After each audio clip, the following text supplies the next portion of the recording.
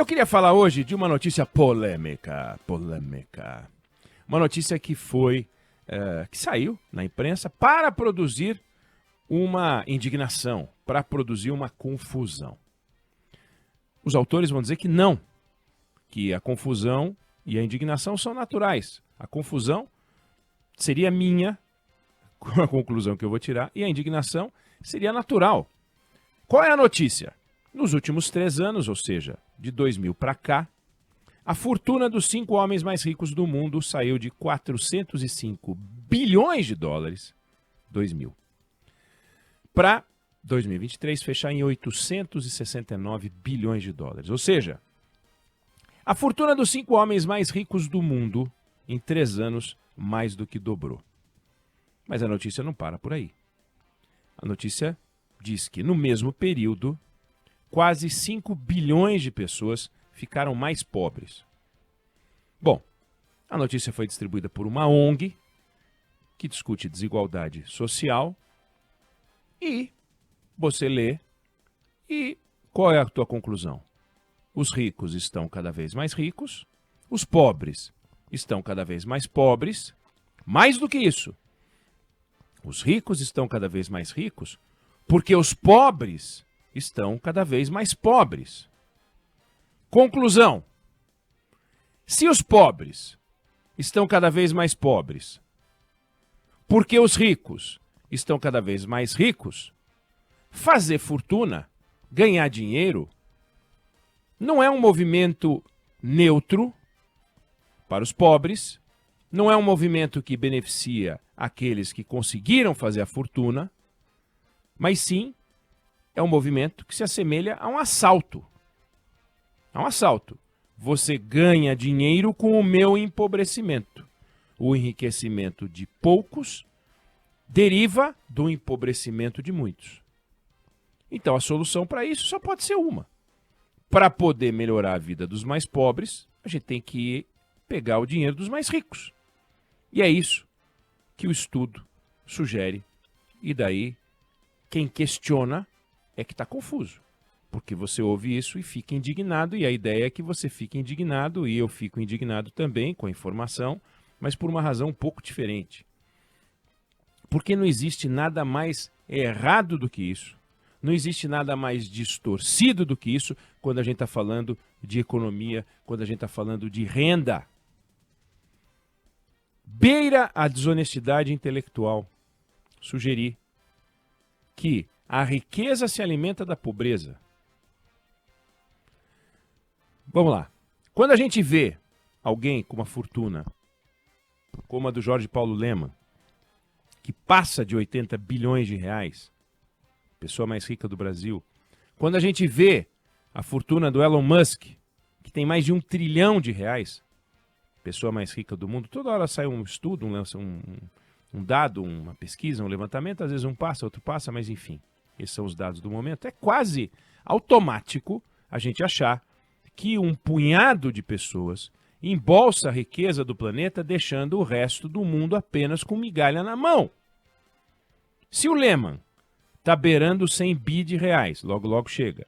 Se o Musk passou 1 trilhão de reais, isso só pode ter acontecido, é o que sugere gente que pensa como os autores desse estudo, que muita gente ficou mais pobre em função disso. Então, pau nos ricos, pau nos milionários, pau nos bilionários.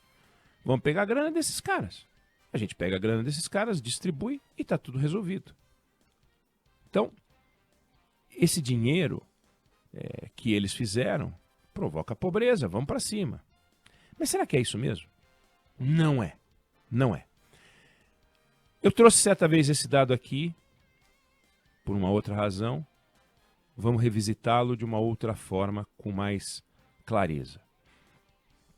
No começo do século passado, segunda década do século passado, pouco mais de 100 anos atrás, o mundo conheceu o primeiro bilionário, aí em dólar, né? Bilionário em dólar.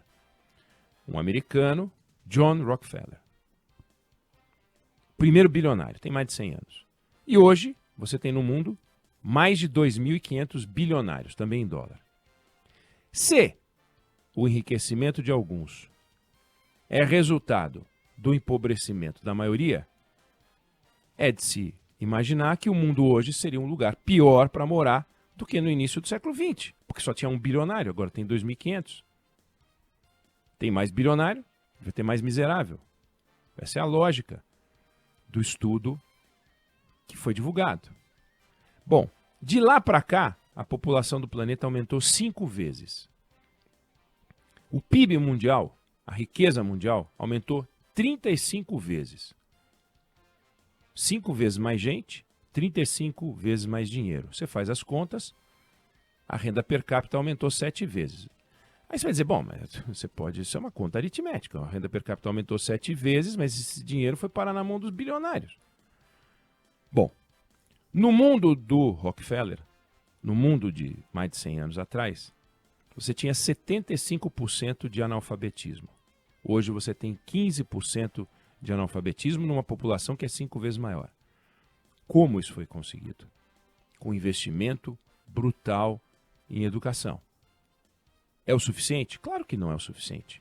É inconcebível que ainda haja gente analfabeta, é inconcebível que haja gente que, ainda que saiba ler e escrever, sabe muito pouco. Então tem muito a fazer. Mas foi feito muita coisa. 75% de analfabetismo, 15%. Uma população 5 vezes maior. Olha quanto de dinheiro que foi colocado. Na mão de quem? Não na mão dos ricos, dos bilionários. Na mão de quem precisa.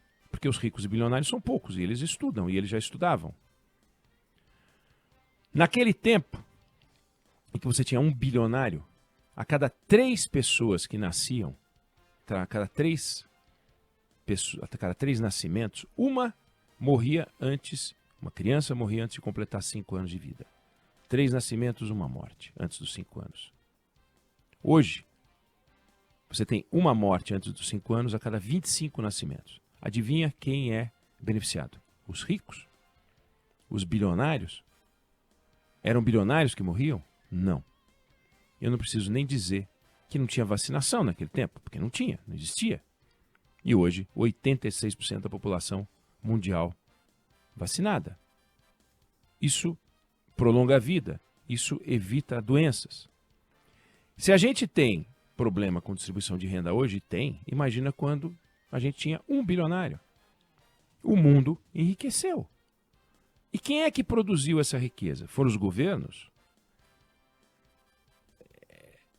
Desde quando o governo produz riqueza? Quem produziu essa riqueza foi a sociedade. E a sociedade se organiza em empresas.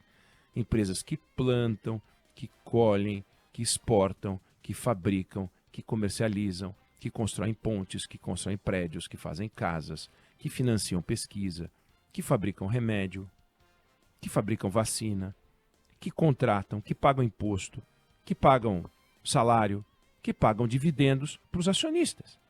Está aí a Bolsa de Valores. Quem quiser lá, vai lá, compra um pedacinho de uma empresa. Quem investe mais, ganha mais. Quem tem mais pedaço da empresa, ganha mais. E os bilionários montaram empresas que deram certo. Tem empresas que não deram certo. Boa parte das empresas não deu certo. Eu tenho um avô paterno, Eugênio, falecido. Eugênio, ao contrário, é o Eneg. Saiu de casa aos 15 anos de idade, de São Paulo, filho de imigrantes italianos. Foi para o Rio de Janeiro estudar para ser relojoeiro. Voltou para São Paulo, montou uma relojoaria pequena, uma pequena oficina, que virou uma relojoaria um pouco maior, depois cresceu, chegou a ganhar dinheiro, daí ele quebrou, perdeu tudo.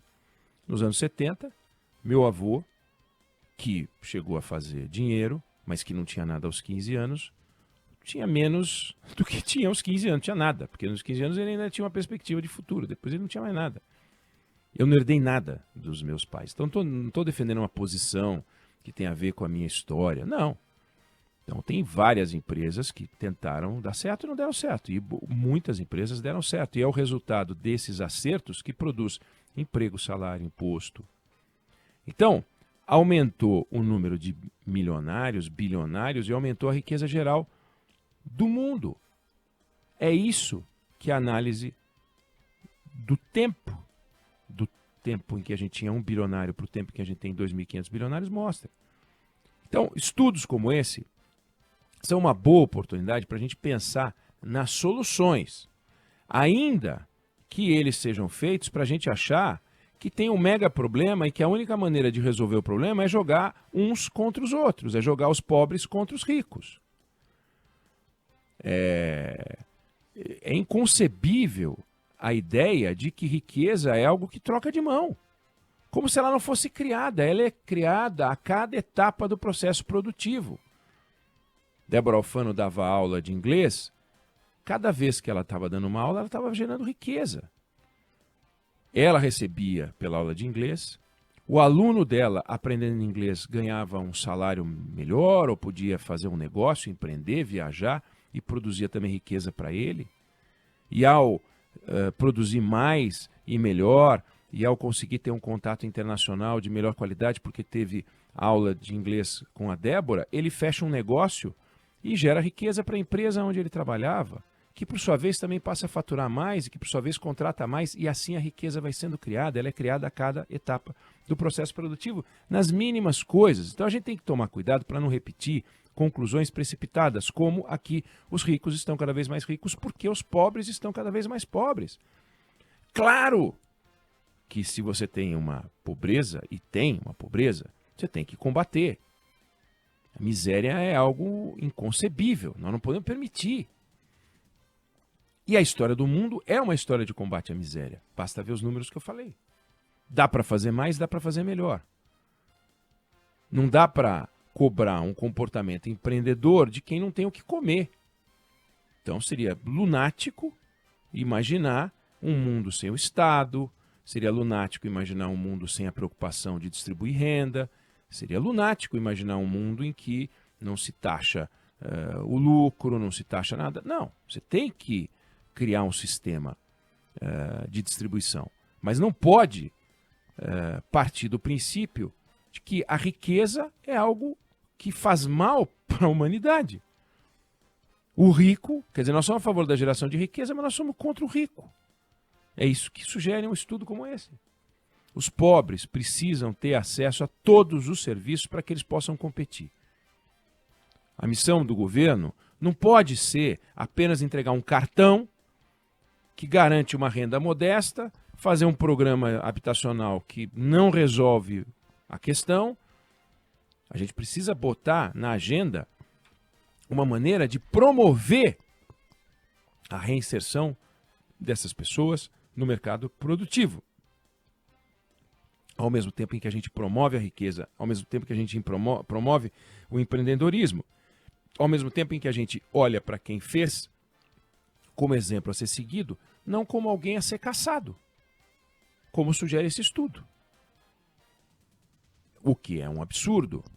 Ou será que aquele que fez dinheiro inventando a planilha Excel, aquele que fez dinheiro inventando o Instagram, não ajudou pessoas que hoje ganham dinheiro com o Instagram, pessoas que ganham dinheiro hoje com a planilha Excel?